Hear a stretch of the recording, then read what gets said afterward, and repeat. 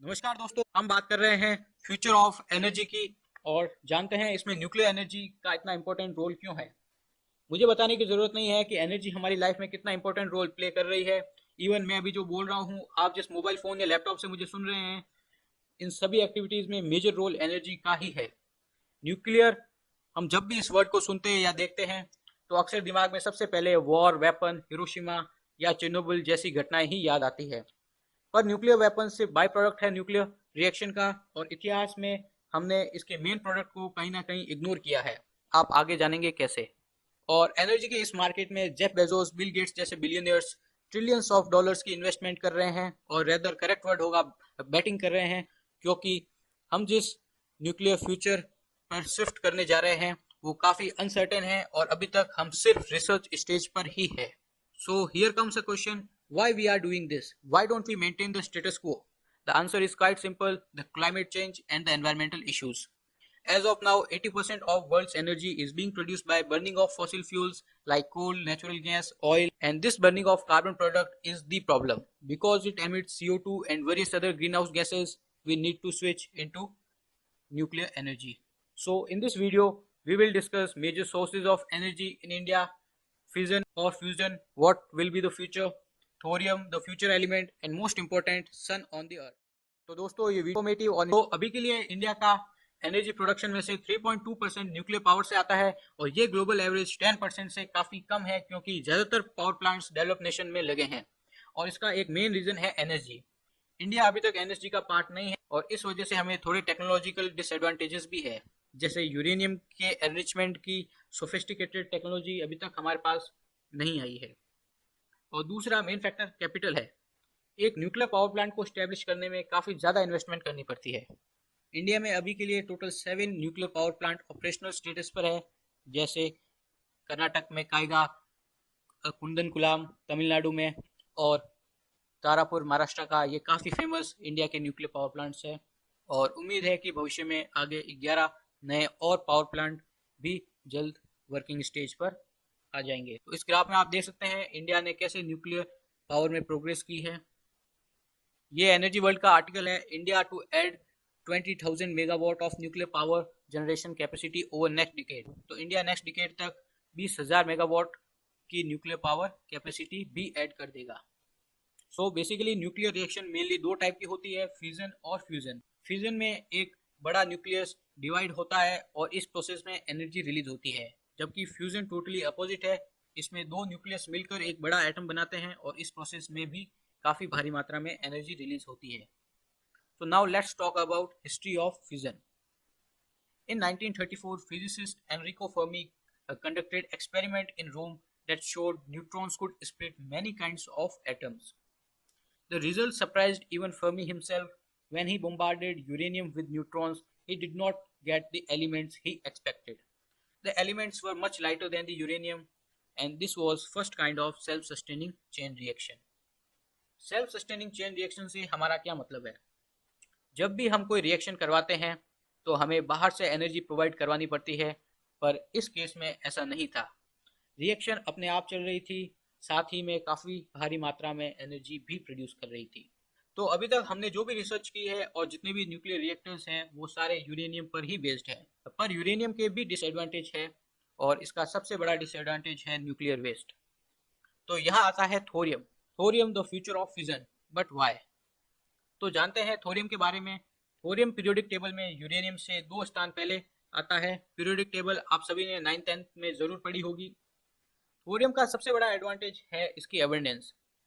इसके resources uranium से 3 गुना ज़्यादा है, और आपको जानकर काफ़ी खुशी होगी कि दुनिया का 1/4 थोरियम रिजर्व इंडिया के पास ही है। और नेक्स्ट एडवांटेज है इसकी energy. 1 ton of thorium releases same energy as 35 ton of uranium and 4 million tons of coal. तो आप देख सकते हैं कि यूरेनियम के रिजर्व अबंडेंट होने के साथ ही ये एनर्जी भी काफ़ी ज़्यादा प्रोड्यूस करता है।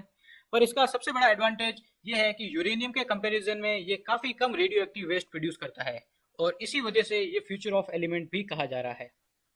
एक क्लैरिटी के लिए आपको बता दूं, यूरेनियम से आज की डेट में इतना रेडियो एक्टिव वेस्ट प्रोड्यूस हो चुका है कि वो थाउजेंड्स ऑफ ईयर तक भी नहीं मिट सकता।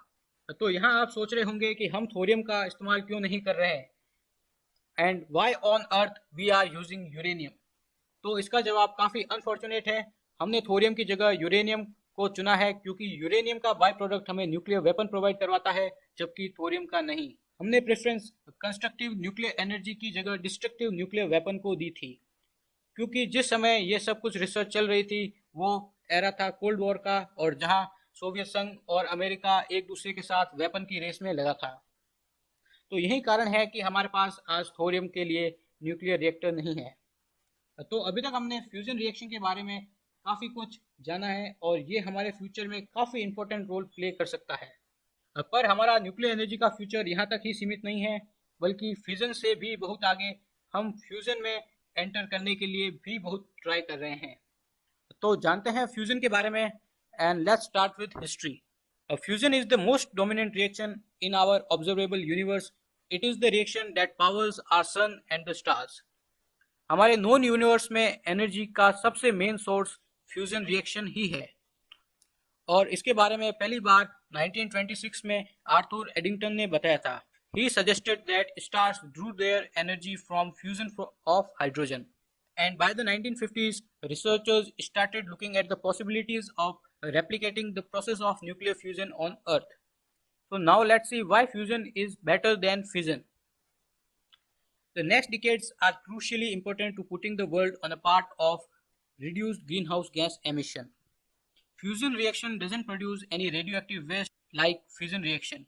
And second advantage of fusion is abundance of energy. Fusing atoms together in a controlled way releases nearly 4 million times more energy than a chemical reaction such as burning of coal, oil or gas, and 4 times as much as nuclear fusion reaction, of course at equal mass. तो fusion reaction के अंदर जो energy produce होती है वो fusion से भी काफ़ी ज़्यादा है, और कोल और फॉसिल फ्यूल्स के बर्निंग से तो मिलियन टाइम्स मोर है। तो आसान शब्दों में बहुत ही ज़्यादा एनर्जी के साथ ये कोई हार्मफुल इफेक्ट भी नहीं प्रोड्यूस करता, जैसे कि ये कार्बन डाइऑक्साइड भी एमिट नहीं करता। तो ओवरऑल ये काफ़ी बेटर सोर्स है फ्यूजन से, पर अभी तक हमने कितनी कामयाबी हासिल की है ये जानते हैं।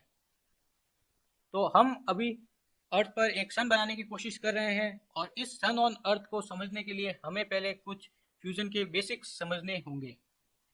तो जानते हैं फ्यूजन काम कैसे करता है। दो एटम्स को फ्यूज होने के लिए मिलियंस ऑफ डिग्री सेल्सियस का टेम्परेचर चाहिए होता है। सन और स्टार्स में ये नेचुरली हो जाता है क्योंकि उनका साइज काफ़ी ज़्यादा बड़ा है, और इस वजह से उनके कोर में काफ़ी ज़्यादा प्रेशर और हीट से एटम आपस में फ्यूज होते हैं। तो अभी के लिए हम ट्राई कर रहे हैं कि कैसे मिलियंस ऑफ डिग्री सेल्सियस तक पहुंचा जाए और रिएक्शन को आगे बढ़ाया जाए। तो जानते हैं ये सन कौन बना रहा है। हमने इंटरनेशनल लेवल पर एक ऑर्गेनाइजेशन बनाई है और जो इस फील्ड में रिसर्च करेगी, जिसका नाम है ITER, international thermonuclear experimental reactor. ये 2007 के अंदर फॉर्म हुई थी, और आपको जानकर काफ़ी खुशी होगी कि इंडिया भी इसका सिग्नेटरी है, और इंडिया इस ऑर्गेनाइजेशन को वर्ल्ड्स लार्जेस्ट रेफ्रिजरेटर भी प्रोवाइड करेगा, जो कि मेड इन इंडिया होगा। India to build world's largest fridge to house the fusion reactor. तो ये प्रोजेक्ट टोटल $20 बिलियन का है।